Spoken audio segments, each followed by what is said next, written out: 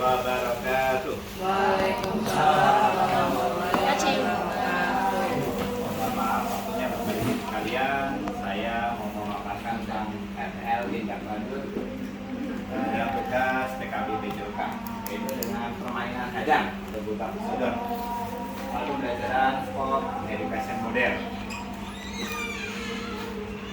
Nah, latar belakang sport education model SEM adalah sebuah pendekatan dalam pendidikan jasmani dirancang untuk meniru struktur dan fungsi olahraga nyata dengan tujuan untuk memberikan pengalaman yang lebih otentik dan mendalam dan dalam pendidikan jasmani. Fokus utama SEM adalah mengembangkan kemampuan fisik siswa, keterampilan sosial dan pengetahuan terkait olahraga melalui peran aktif dalam kegiatan olahraga yang menyerupai pertandingan dan kompetisi sebenarnya.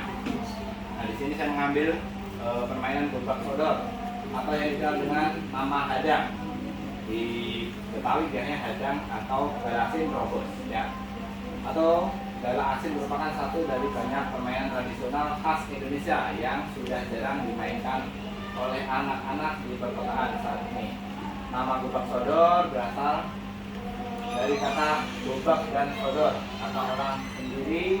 Kata gobak sendiri artinya bergerak dengan bebas, sedangkan sodor artinya lomba. Kemudian terdapat versi lain arti gobak sodor, yaitu dalam kalimat go back of the door, yang artinya kembali melewati pintu, yang sesuai aturan dari permainan ini.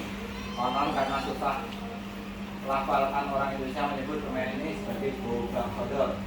Filosofi dari permainan ini adalah bergerak bagaikan tonggak para pahlawan di masa penjajahan yang bergerak untuk melepaskan diri dari para penjajah. Demikianlah permainan ini membutuhkan strategi agar bebas dari cegatan lawan atau mencapai kemenangan. Itu sedikit tentang latar belakang dari gobak sodor. Kemudian tujuan program. Yang pertama, peserta didik dapat melakukan permainan gobak sodor atau hadang. Yang kedua, meningkatkan kemampuan bekerja sama, regu, dan komunikasi peserta didik. Yang ketiga, mengembangkan keterampilan motorik dan koordinasi tubuh.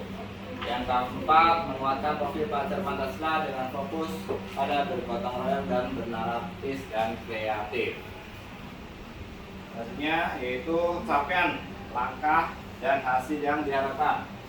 Capaian, peserta didik kelas 4 dapat memahami permainan hadang atau gobak sodor. Kedua, yaitu peserta didik kelas 4 dapat mempraktikkan permainan hadang. Ketiga, peserta didik dapat menunjukkan sikap tanggung jawab. Sedangkan langkah, peserta didik dapat menyebutkan permainan hadang. Kemudian peserta didik dapat mengikuti aturan permainan hadang.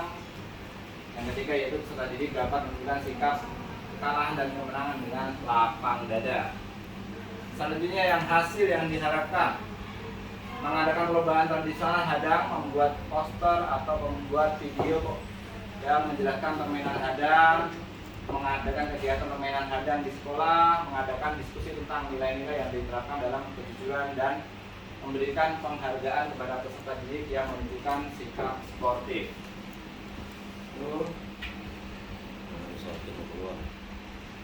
Kemudian struktur program dan mitra dalam komunikasi belajar.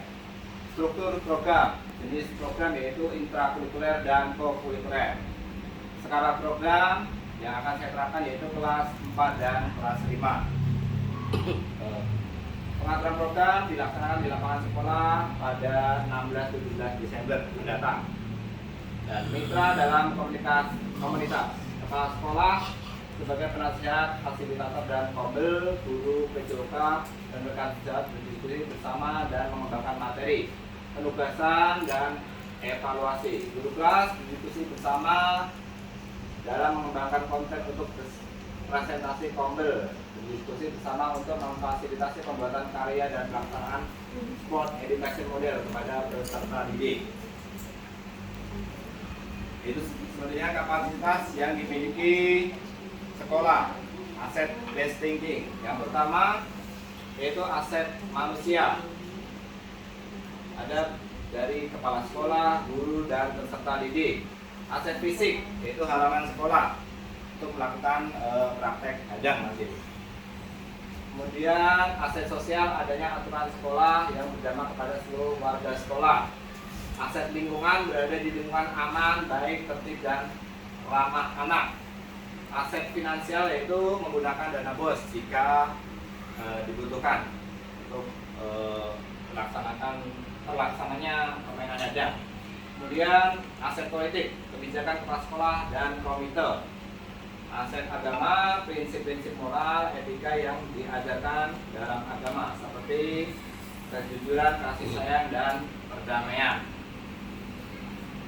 Oke, selanjutnya yaitu rencana observasi. Ya, observasi mengamati antusiasme dan keterlibatan peserta didik dalam kegiatan. Kemudian rubrik penilaian oleh guru PJOK, observasi refleksi peserta didik, penilaian dilakukan oleh peserta didik. Oke, selanjutnya kemungkinan tantangan. Tantangan yang pertama kemungkinan perbedaan kemampuan peserta didik. Tidak semua peserta didik memiliki tingkat keterampilan fisik yang sama, sehingga sulit bagi guru untuk memastikan semua peserta didik terlibat dalam perkembangan sesuai kemampuan mereka. Cuaca dan kondisi lingkungan. Jika kegiatan hadang dilakukan di luar ruangan, faktor cuaca seperti hujan, panas, berlebihan. Solusi yaitu memerlukan strategi kreatif seperti diferensiasi pembelajaran, pemanfaatan sumber daya secara efektif, komunikasi yang baik dengan siswa, dan fleksibilitas dalam mengatur jadwal serta materi pembelajaran. Memindahkan ke hari berikutnya. Dan selanjutnya yaitu ya, terima kasih. Sekian dari saya, mungkin Bapak Ibu ada menambahkan mengenai kemungkinan tantangan. Kira-kira permainan gubak solder ini atau hadang bisa tidak dipakai di P5 dalam akhir semester di perlombaan atau pas meeting. Silahkan, mungkin ada penambahan dari Bapak Ibu sekalian. Bu Fitri mungkin. Ya, baik. Saya ada pertanyaan. Baik. Kan di sini ada tantangan. Tidak semua peserta didik memiliki tingkat keterampilan fisik yang sama. Kemudian Bapak kan memberikan solusi ya. Solusinya itu strategi yang kreatif. Permainan di gobak sodor, kalau misalkan diklasifikasikan fisiknya nggak sama, itu gimana cara pembagian kelompoknya? Apakah permainannya dibentuk modifikasi atau bagaimana? Ya, terima kasih. Menurut saya permainan kan contoh ada yang bagus dan ada yang tidak. Kalau semua murid itu dikelompokkan di bagus semua, yang tidak bisa atau yang kurang itu pasti mereka tersisih. Nah, saya punya strategi yaitu menggabungkan. Jadi satu kelompok itu contoh kita punya 5 atau 4. Dalam satu tim itu ada 4. Jadi 2 itu fisiknya bagus, 2 itu fisiknya kurang. Jadi nanti itu bakalan terjadi kegiatan yang baik. Itu. Terima kasih. Ada lagi mungkin Bu Yayu menambahkan?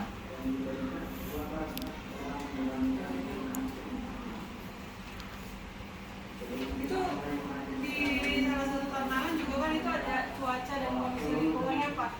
Jika kegiatan hadang dilakukan di luar ruangan, faktor cuaca seperti hujan, panas, berlebihan, itu solusinya gimana? Oke. Apa bisa dilakukan di dalam, apa diganti harinya atau gimana solusinya? Oke, kalau cuaca mungkin saya ngambil waktu. Kalau panas terik, saya mungkin di jam pagi. Mungkin solusinya itu. Tapi kalau hujan, biasanya saya berganti hari.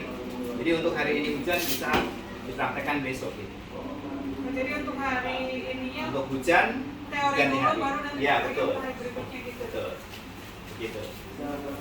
Ada lagi Bapak Ibu Guru? Oke, terima kasih. Kalau tidak ada, oke. Assalamualaikum warahmatullahi wabarakatuh. ingin saya tanyakan dari dalam permainan hadang ini, apa sih strategi?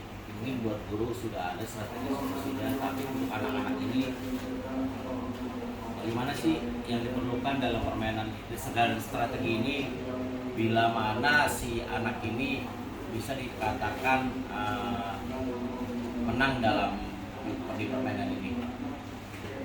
Oke. Strateginya. Yang jelas kalau dalam permainan gobak sodor ini kan anak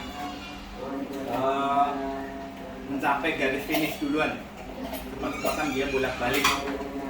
Nah, dia harus kerjasama antar tim. Jadi kekompakan antar tim itu yang pengaruh kerjasama. Jadi tugas contoh yang regu penjaga, dia bagaimana mengamankan posisinya, dan regu yang menyerang itu gimana bisa lolos dari kepungan. Itu butuhnya kerjasama. Jadi kalau tanpa kerjasama yang baik pasti tidak akan menang. Gitu. Terima kasih.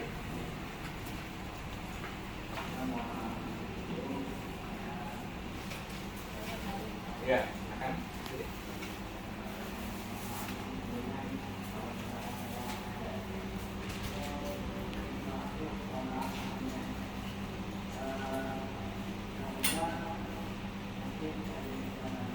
Di dalam solusi itu kan ditulis diferensiasi pembelajaran. Ya, diferensiasi pembelajaran. Nah, dalam permainan gobak sodor dalam kelas kakak, ya diferensiasi pembelajarannya itu adalah seperti apa sih kalau? Oke, diferensiasi itu mengenai Solusi ada menemukan strategi kreatif seperti diferensiasi pembelajaran. Nah, dalam permainan gobak sodor dalam PJOK, diferensi pembelajarannya dalam seperti apa? oke, pemanfaatan lapangan semaksimal. Jadi kita memanfaatkan contoh kita punyai lapangan yang sangat minimalis. Bagaimana pembelajaran itu kita jalankan semaksimal mungkin dengan fasilitas yang ada. Jadi kita perlukan modifikasi aturan-aturan, kita bisa tarik ulur, kita sesuaikan dengan fasilitas yang ada. Jadi dimaksimalkan, walaupun lapangan bulu tangkis itu kita bisa melakukan pembelajaran secara maksimal, gitu, secara tidak langsung. Terima kasih. Ada lagi?